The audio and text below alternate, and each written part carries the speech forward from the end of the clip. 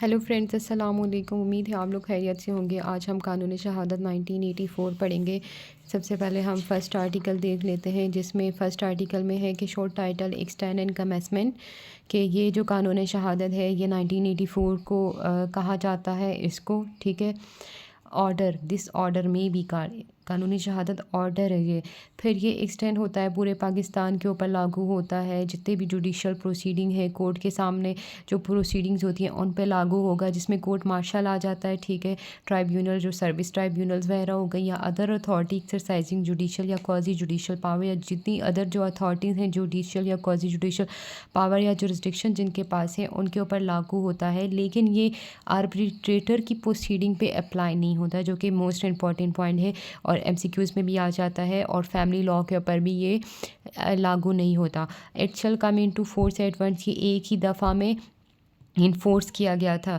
फिर इसकी interpretation article 2, जिसमें सबसे पहले कोर्ट है, कहता है कोर्ट की डेफिनेशन क्या है कि जितने भी जजेस या मजिस्ट्रेट हैं, जितने भी पर्सन हैं जिनको अथोराइज़ किया गया है कि वो एविडेंस लें, वो कोर्ट के ज़ुमरे में आएंगे। लेकिन एक्सेप्ट आर्बिट्रेटर, जो मुसालहत करने वाला जो है, तो वो इसमें शामिल नहीं होगा। फिर डॉक्यूमेंट किसे कहते हैं मीन्स एनी मैटर एक्सप्रेस और describe upon any substances by mean of letter, figure, marks और by more than one of those mean intended to be used or which may be used for the purpose of recording that matter। कहता है document क्या होगा कि जितने भी matter या expressly form पे या डिस्क्राइब किए गए हैं, किसी लेटर की फॉर्म में कोई फिगर वगैरह यूज़ किया है, कोई मार्क्स वगैरह यूज़ किए गए हैं, या कोई और तरीका जो कि इस्तेमाल में होता है उसको इस्तेमाल किया गया हो for the purpose of recording that matter, उन चीज़ों को रिकॉर्ड करने के लिए, तो वो डॉक्यूमेंट के ज़ुमरे में आएंगे। जैसे इलस्ट्रेशन देख लेते हैं, a writing is a document, कोई भी राइटिंग है वो डॉक्यूमेंट होगी। वर्ड्स प्रिंटेड है या लिथोग्राफ है या फोटोग्राफ्स हैं, वो भी डॉक्यूमेंट के ज़ुमरे में आएंगे। फिर नेक्स्ट देख लेते हैं, अ मैप और a plan is a document, कोई भी नक्शा है, कोई प्लान वगैरह बनाया हुआ है, वो भी डॉक्यूमेंट है। या N inscription on a metal plate और स्टोन इज़ अ डॉक्यूमेंट, कोई भी मेटल प्लेट के ऊपर कोई चीज़ लिखी हुई है या स्टोन के ऊपर लिखी हुई है, वो भी डॉक्यूमेंट में आएगा। अ कैरिकेचर इज़ अ डॉक्यूमेंट, कोई भी जो किसी की इमेज वगैरह बनाई गई है, ठीक है, कैरिकेचर तस्वीर कशी को कहते हैं, तो वो भी डॉक्यूमेंट के अंदर आएगा।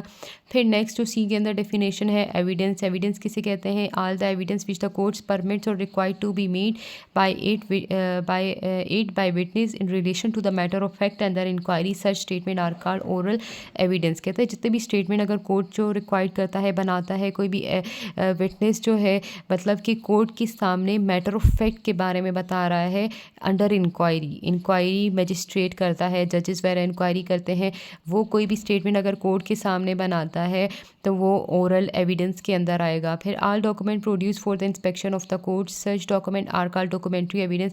जितने भी डॉक्यूमेंट्स हैं कोर्ट के इंस्पेक्शन के लिए अंदर अगर हाजिर किए जाते हैं कोर्ट में, तो वो क्या होगा, वो डॉक्यूमेंट्री एविडेंस में आएगा। फिर फैक्ट किसे कहते हैं? फैक्ट कहता है anything perceived, anything state of thing और relation of thing capable of being perceived by the senses. कहते हैं कोई भी चीज़, कोई भी किसी भी चीज़ की हालत या उसके रिलेशन के बारे में जिसको अपने एक इंसानी दिमाग जो है उसको तस्लीम करता है, ठीक है, उसके सेंसेस तस्लीम करते हैं, तो वो फैक्ट में आएगा। या any mental condition of which any person is conscious, या कोई भी जो है किसी पर्सन का मेंटल कंडीशन है जिसके बारे में वो अपने होशो हवास में हो, तो वो फैक्ट के ज़ुमरे में आएगा। इसके इलस्ट्रेशन देख लेते हैं। कहता है that there are certain objects arrange in a certain order in a certain place is a fact. कहता है बहुत सारे कोई ऑब्जेक्ट्स हैं जो कि सर्टन ऑर्डर से किसी जगह पर अगर अरेंज किए गए हैं तो उसको फैक्ट कहा जाएगा। बी के अंदर कहता है कि कोई पर्सन कोई चीज़ सुनता है या देखता है, वो फैक्ट में आएगा। कोई पर्सन कुछ चीज़ said certain words is a fact, कोई चीज़ कहता है तो वो भी फैक्ट के अंदर आएगा। फिर data person holding a certain opinion has certain intention act in good faith और फ्रॉडुलेंटली, यानी कि कोई भी पर्सन है जो कि उसका कोई अपना ही कोई ओपिनियन है या उसकी कोई इंटेंशन है या वो एक्ट कर रहा है गुड फेथ के अंदर या फ्रॉडुलेंटली वगैरह कोई एक्ट कर रहा है, तो वो जो उसके जो इंटेंशंस वगैरह होंगी या ओपिनियन जो वो होल्ड करता है, वो भी फैक्ट्स के अंदर आएगा। फिर that a person has a certain reputation. यानी कि किसी भी पर्सन का एक अपना जो है रेपुटेशन है उसकी कि अपनी सोसाइटी में, वो भी एक फैक्ट है। ई के अंदर देख लेते हैं कि जहाँ पर the expression automatic electronic information या इंफॉर्मेशन सिस्टम या इलेक्ट्रॉनिक डॉक्यूमेंट या इलेक्ट्रॉनिक सिग्नेचर या advance electronic signature and security procedure का नाम जब आएगा तो वो इट मीन्स के जो मीनिंग इलेक्ट्रॉनिक ट्रांजैक्शन ऑर्डिनेंस 2002 के अंदर बताया हुआ है तो वही इसकी डेफिनेशन होंगी। ठीक है, फिर यहाँ पर the expression certificate which the contents or admit include the meaning given to it in the electronic transaction ordinance। यानी कि सर्टिफिकेट का वर्ड आएगा तो इट मीन्स कि इलेक्ट्रॉनिक ट्रांजैक्शन ऑर्डिनेंस के अंदर जो मीनिंग बताए हुए हैं तो वही इसके मीनिंग होंगे। सेकंड पॉइंट देख लेते हैं, one fact is say to be relevant to another when the one is connected with the other in the same way refer to in the provision of this order related to the relevancy of fact. यानी कि क्या कहता है, एक fact जो है वो कब रेलिवेंट होगा, जब वो दूसरे फैक्ट के साथ मिलके उसकी कोई कनेक्शन वगैरह बताए तो उसको हम माना जाएगा कि ये जो फैक्ट्स है ये रेलिवेंट है। फिर फैक्ट इन इशू क्या है, फैक्ट इन इशू की डेफिनेशन ये दी हुई है कि any fact from which either by itself और in connection with other facts, यानी कि कोई फैक्ट्स है वो या तो खुद या किसी दूसरे फैक्ट, या वो अकेला है वो फैक्ट या किसी दूसरे फैक्ट के साथ वो मिल जाता है, या उस फैक्ट की एग्जिस्टेंस या नॉन एग्जिस्टेंस है, या नेचर और एक्सटेंट और एनी राइट या लाइबिलिटीज़ या डिसेबिलिटीज़ के बारे में बता रहा है। असर्ट यानी मानता है या डिनाई करता है किसी भी सूट में या प्रोसीडिंग में, तो हम मानेंगे कि ये फैक्ट इन इशू है। यानी किसी भी केस के अंदर जो है कोई चीज़ इन इशू आ रही है, यानी किसी की डेथ अगर इशू आ रही है तो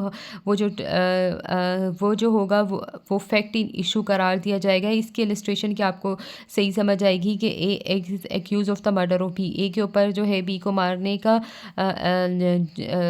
चार्ज लगा हुआ है। ठीक है, A at his trial the following facts may be issue, तो ये जो जितने भी फैक्ट्स नीचे बताए हुए हैं ट्रायल के अंदर तो ये फैक्ट इन इशू होंगे कि ए काज बी डेथ, कि ए ने बी की काज डेथ की, तो ये एक फैक्ट इन इशू है। ठीक है, इसको प्रूव करना पड़ेगा। दूसरा क्या है, A had intended to cause B death, इसमें दूसरी क्या बात बता दी है कि उसकी इंटेंशन थी बी की डेथ काज करने की, and that A had receive grave sudden provocation from B, और ए ने जो है कुछ प्रोवोकेशन बी से रिसीव की हुई थी तो उसकी वजह से उसकी मतलब कि सर्टन प्रोवोकेशन बी ने उसको प्रोवोक किया था कि आगे तुम मुझे मारो, तुम में हिम्मत है। तो ये भी अगर ये चीज़ अगर है तो ये भी फैक्ट इन इशू आ जाएगा। That A at the time of doing the act which cause B's dead was by reason of unsoundness of mind incapable of knowing it nature, यानी कि यहाँ पर अगर ये बता दिया जाए ए जो था अपने सेंसेस में नहीं था या इनकेपेबल ऑफ द नेचर, यानी कि वो जो वो काम कर रहा है उसको पता ही नहीं था कि ये उसकी डेथ काज करेगा, तो वो इसको ये जो चीज़ें होंगी अगर इसको प्रूव करना चाह रहा है तो ये भी फैक्ट इन इशू होंगे। अभी हम आ जाते हैं आर्टिकल 3 के साथ, हम आर्टिकल 17 पढ़ेंगे। तो आर्टिकल 3 के पहले देख लेते हैं हु में टेस्टिफाई, कि कौन गवाही दे सकता है।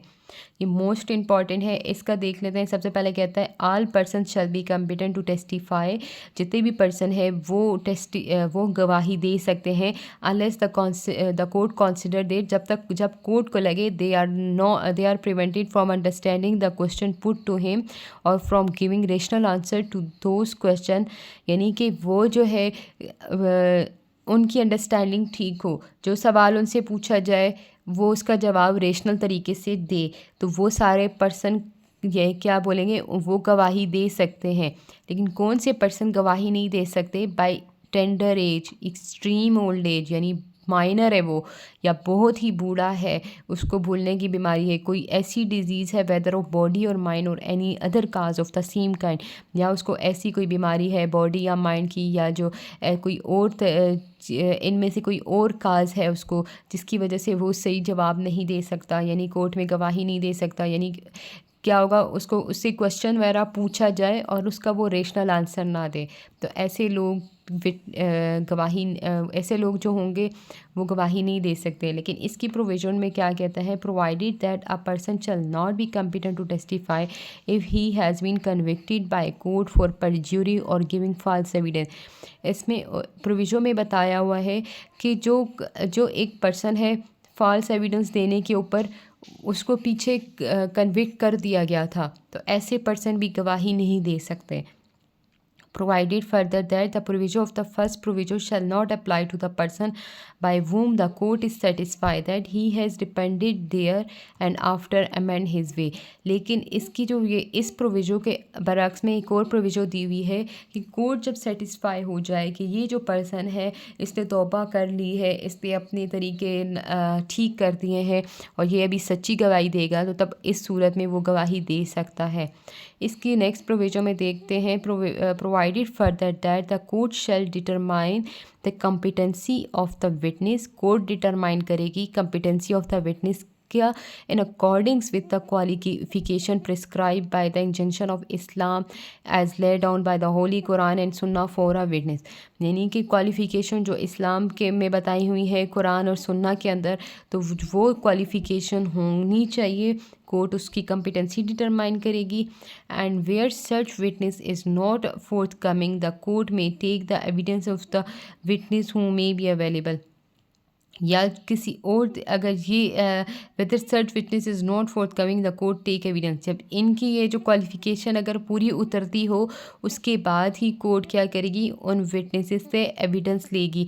इसकी एक्सप्लेनेशन देख लेते हैं। A lunatic is not incompetent to testify unless he is prevented from his lunacy for understanding the question put to him and giving rational answer to it. एक पागल जो है वो गवाही नहीं दे सकता, लेकिन जब वो अपने ल्यूनेसी से ठीक हो जाए और वो उसको क्वेश्चंस की समझ आती हो तो उसके बाद ही वो गवाही दे सकता है। तो इस आर्टिकल के साथ हम आर्टिकल 17 पढ़ते हैं। आर्टिकल 17 में कहता है competency and number of witnesses. तो कहता है the competence of a person to testify and the number of witnesses required in any case shall be determined in accordance with the injunction and injunction of Quran as laid down in the Holy Quran and Sunnah। कि कोई भी person जो competent है, जो गवाही दे सकता है, उनके लिए जो नंबर्स कुरान एंड सुन्ना के अंदर बताए हुए हैं जो, तो उसी तरह ही उनके नंबर होने चाहिए और उसी तरह ही जो क्वालिफ़िकेशन बताई है उसी तरह ही वो कम्पिटेंट होने चाहिए। ठीक है।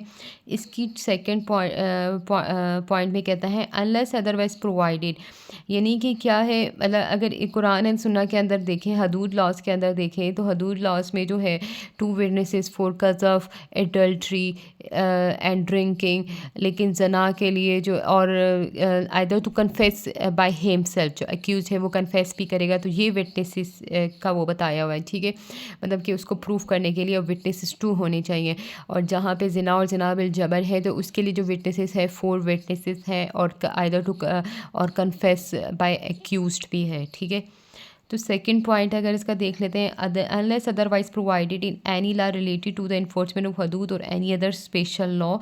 हदूद लॉ और स्पेशल लॉ के अलावा यहाँ पे जो ये चीज़ें बताई हुई हैं, कोई फाइनेंशियल या फ्यूचर ऑब्लिगेशन है, उनको इन राइटिंग अगर रिड्यूस करना है, कोई डॉक्यूमेंट आप बना रहे हो, कोई इंतकाल कर रहे हो या कोई स्टैम्प पेपर पे कोई चीज़ अगर लिखवा रहे हो, एग्रीमेंट वगैरह, तो उसमें जो है उसको कौन अटेस्ट करेगा, 2 मैन होने चाहिए या एक आदमी और 2 औरतें होनी चाहिए। 2 औरतें क्यों कही हुई हैं कि अगर उनमें से कोई एक औरत भूल जाए तो दूसरी औरत उसको याद दिलाएगी कि तुमने ये एविडेंस दी थी। इसका बी पॉइंट देख लेते हैं। इन ऑल अदर की matters the court may accept or act on the testimony of 1 man or 1 women or such other evidence as the circumstances of the court may warrant. कहता है कोई और अगर matter हो, कोर्ट जो है उसको उस टेस्टिमनी को एक्सेप्ट करेगा, उसके ऊपर एक्ट भी करेगा, जहाँ पर अगर एक आदमी हो या एक औरत हो या कोई और एविडेंस उस सर्कमस्टांसिस से रिलेटेड हो या कोर्ट ने कोई वारंट इशू किया हुआ हो, तो द कोर्ट नहीं, कोर्ट में वारंट कोर्ट उसको मानता हो। ठीक है। उस सर्कमस्टांसिस के ऊपर, तो उसमें क्या होगा, एक आदमी या एक औरत भी गवाही दे सकती है, लेकिन डॉक्यूमेंट्री एविडेंस के लिए 2 मैन एंड 1 वुमेन, 2 मैन होने चाहिए या 1 मैन और 2 वुमेन होनी चाहिए। ठीक है। और हदूद और जो स्पेशल लॉज के अंदर जितने भी उनके लिए अलग जो बताए हुए हैं तो वही होंगे, और हदूद के अंदर जैसे बताया हुआ है, मैंने बता दिया कि कज़फ, जना, ड्रिंकिंग, एडल्ट्री एक्सेट्रा के लिए तो वही होंगे। तो उम्मीद है आपको ये लेक्चर समझ में आ गया होगा। प्लीज़ मेरा चैनल लाजमी सब्सक्राइब करें, मुझे फ़ीडबैक लाजमी दें। Thank you so much.